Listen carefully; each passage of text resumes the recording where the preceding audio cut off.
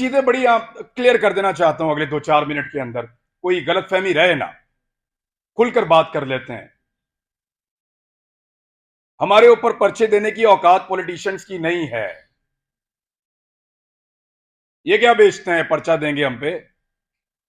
कमजोर लोग, बुजदिल। ये इमरान खान पर्चा करवाएगा, नवाज शरीफ करवाएगा, आसिफ जरदारी पर्चा करवाएगा हम पे? ये औकात है पर्चा देने की इनकी? भट्ट साहब नहीं करवा सकते ये। इनकी क्या जरूरत है कि हमारे ऊपर पर्चा करवाएं? पर्चा मेरे पे हो या मीर शकील पे हो, अरशद शरीफ पे हो या साबिर शाकिर पे हो, समी भाई पे हो या भट्ट साहब आपके ऊपर हो या जमीर भाई आपके ऊपर हो, ये नहीं करवा सकते पर्चा। ये जो पर्चा हमारे ऊपर होता है ना, बगावत का, गद्दारी का, इसके कॉपीराइट ही नहीं है पॉलिटिशियंस के पास। हर चीज के कॉपीराइट्स होते हैं ना। ये जो रियासत से बगावत का और गद्दारी का मुकदमा है, इसके कॉपीराइट इन सियासतदानों के पास नहीं है, वो इनके अब्बा जी के पास हैं, पाकिस्तान की एस्टेब्लिशमेंट के पास हैं कॉपीराइट्स। गद्दारी का पर्चा, बगावत का पर्चा, वो हम पे करवाएंगे। दुनिया के किसी मुल्क में ये पर्चे नहीं हो रहे, क्योंकि सब मुल्कों को इस बात का यकीन है कि उस मुल्क में रहने वाले शहरी उस मुल्क के वफादार हैं। सिर्फ पाकिस्तान के अंदर एस्टेब्लिशमेंट को इस बात का शक अभी बाकी है कि यहां पे गद्दार भी हैं और बागी भी हैं। क्यों शक करते हो? क्या मसला है आपका? ये कहना चाहिए, वो नहीं कहना चाहिए, सवाल ही तो पूछते हैं। हम करते क्या है? यानी अजीबो गरीब किस्म के स्टैंडर्ड्स पाकिस्तान में बनाए हुए हैं।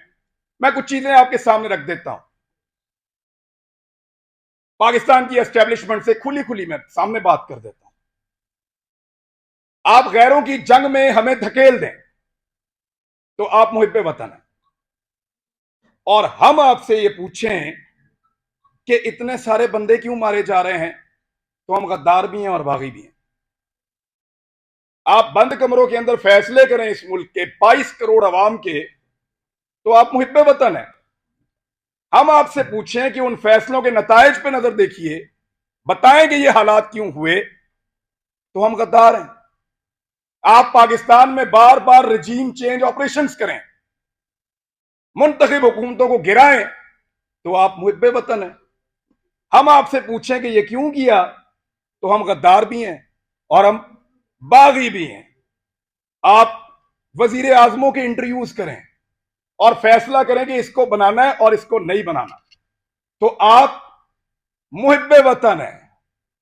और हम जब ये कहें कि जनाब अवाम का फैसला होना चाहिए, ये 22 करोड़ लोग हैं, कीड़े मकोड़े नहीं हैं, तो हम गद्दार भी हैं और हम बागी भी हैं। यानी आप बगावतों के और गद्दारियों के मुकदमे दर्ज करवाएं जो पूरी दुनिया में नहीं हो रहे, और जब हम आपको यह कहें कि क्या हम बागी हैं, तो उस पर भी हम बागी हैं, उस पर भी हम गद्दार हैं। यानी अजीबो गरीब किस्म का क्राइटेरिया बनाया हुआ है।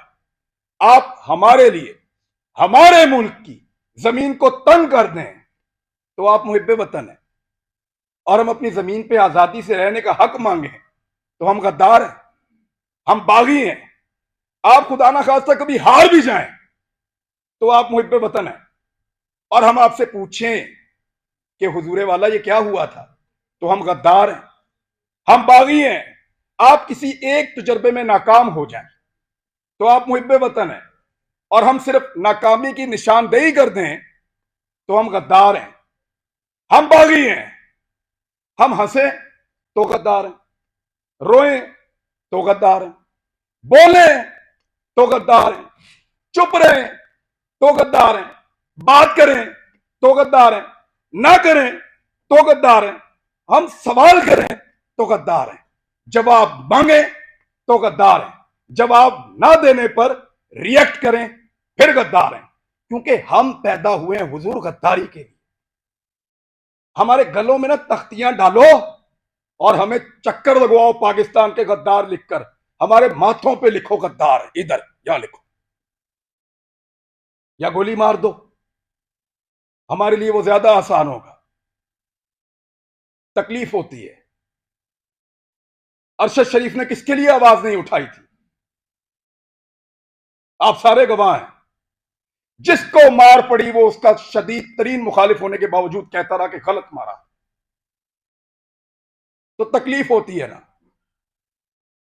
भट्ट साहब नाकामी थी हमारी, उसका हम पे एतबार खत्म हो गया। भट्ट साहब, उसको पता चल गया अब उसका बोझ नहीं उठा सकते, वो इसलिए मुल्क छोड़ के गया था। उन्हें पता लग गया ताड़े तो गल उत्ते हुण, हम पे उसका एतबार खत्म हो गया था। तकलीफ होती है, चुप करके निकल लिया। इन्होंने मजाक उड़ाया उसकी तस्वीर दिखा दिखा कर, हमारे इख्तलाफात को हमारे खिलाफ इस्तेमाल किया, हमारे लोगों को तस्वीर भेजी कि ये देखो भाग रहा है, फोटो लगाओ सोशल मीडिया पे, गंदा करो इसको, भाग रहा है। और बुज़दिल नहीं था। बुज़दिल होता तो तुम्हारे साथ डील करता, तुम उसकी मिन्नतें कर रहे थे डील के लिए। रोज उसे कहते थे कि आओ बात करें, रोज उसे कहते थे कि आओ सरेंडर करो हमारे सामने। उसके बच्चों को थ्रेट, उसकी फैमिली को थ्रेट। अकेला था, उसको पता था सबको उसने अकेले ने संभालना है, कोई और तो नहीं था उसके साथ। जाओ पूछो उसकी मां से, मैं मिलकर आया हूं उस दिन। सारी बातें करने के बाद, पूरा हौसला देने के बाद, आखिर में वो कहती है कि अरशद तो नहीं है ना, जो कुछ भी हो अरशद तो नहीं आएगा अब। हम पे उसका एतबार खत्म हो गया था, इसी काबिल हैं हम पे भरोसा नहीं था उसका, इसलिए वो यहां से गया। बुज़दिल नहीं था, हम नकारा हो गए थे, हम उसको नहीं बचा पाए। मैं अभी थोड़ी देर पहले मैं मोटरवे पे आ रहा था, मैंने एक वीडियो रिकॉर्ड की। मुझे इत्तला दी गई कि आप इस्लामाबाद आएंगे तो पकड़ेंगे, तो मत जाओ। तो मुझे दो वजूहात समझ आई, या तो कोई ये चाहता है कि मैं यहां के बात ना करूं, या हो सकता है वाकई पकड़ ले। तो मैंने एक वीडियो छोटी सी रिकॉर्ड करवाई, इसलिए कि अगर मैं पकड़ा गया तो ये लोगों तक पहुंच जाएगी वीडियो, और मुझे जो इतला दी है, कैसे दी है, किसने पकड़ा, ये भी पता चल जाएगा। मैंने अपने बच्चों से भी माफी मांगी। मैं एक साल में उनको कोई किसी एक मौके पर भी जो मैं उनके साथ टाइम गुजारा करता था, मुझे वो मौका ही नहीं मिला। मैंने उसी वीडियो में उनसे माफी मांगी कि बेटा सॉरी, बाबा फिर लेट हो गए हैं, लेकिन वादा आपसे पूरा करेंगे। लेकिन आपको पता मेरे दिमाग में वाही चीज क्या चल रही थी, मेरा भी आप सबसे एतबार खत्म हो गया। आखिर में मेरे दिमाग में यह आ रहा था कि अरशद नहीं है, बोलेगा कौन। वही था, सबको इकट्ठा करके वहां अदालत में पहुंच गया। क्यों पकड़ा उसको? हौसला देता था, डट कर खड़ा था, हर जगह उसने आवाज उठाई और पूरी कोशिश की उसने कि यह मुश्किल वक्त गुजर जाए। अभी मैं इस यकीन के साथ अंदर जाऊंगा कि अरशद पीछे नहीं खड़ा हुआ। अब सिर्फ ये एक कमी मुझे महसूस हुई है, वो इस कमी के साथ पाकिस्तान छोड़ गया था। वो तकलीफ मैंने आज पहली मर्तबा महसूस किया कि जब वो ये मुल्क छोड़कर जा रहा था तो वो कितना बेबस था, और उसका हमने मजाक उड़ाया कि फलां फ्लाइट से निकल गया, इस तरह निकल गया, इस तरह भाग लिया। उसने मुझे फोन पे बताया, इमरान तुझे पता है मैं कैमरे में जानबूझकर मुस्कुरा रहा था, वो इसलिए कि मुझे पता था ये मेरा मजाक उड़ाएंगे।